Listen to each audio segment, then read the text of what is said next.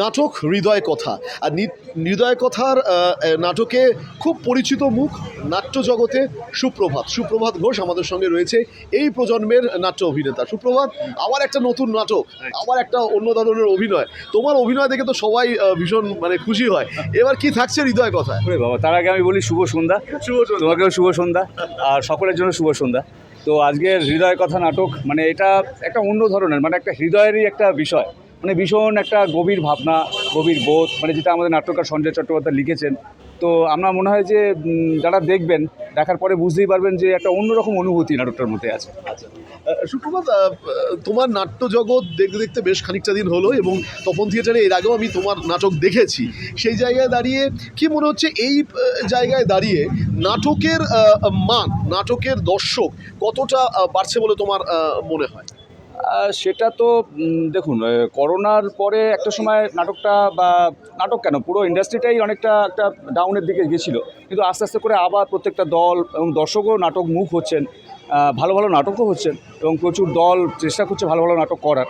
আমার মনে হয় যেটা একটা পজিটিভ সাইন বলে মনে হচ্ছে, ধীরে ধীরে আরও কিছু উন্নতির দিকে যাবে এটা বিষয়।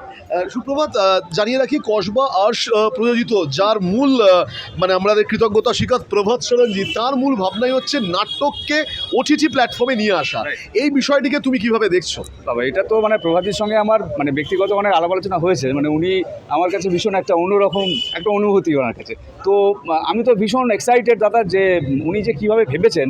উনি দেখছেন যে গোটা নাটক থিয়েটার জগৎটাকে, এবং শুধু তাই নয়, ক্যামেরার বিষয়টাকেও টোটালি উনি অনেকটা নিয়ে ভেবেছেন, অনেক দূর পর্যন্ত এটাকে নিয়ে যাওয়া যায় কিনা, এবং বিশেষ করে থিয়েটারটাকে ওটিটি প্ল্যাটফর্মে নিয়ে আসা, যেটা উনি চাইছেন যারা ধরুন বয়স্ক মানুষ, যারা আসতে পারছেন না, বা যারা হয়তো কোনো কারণেই আসতে পারছে না, কিন্তু তারা নাট্যপ্রিয়, অভিনয় সংক্রান্ত বিষয় নিয়ে, তো তাদের জন্য উনি ভেবেছেন যে নাটকটা যেটা আমরা মঞ্চস্থ করছি, তারা ওইখানে ওই প্ল্যাটফর্মে তারা দেখতে পাচ্ছেন।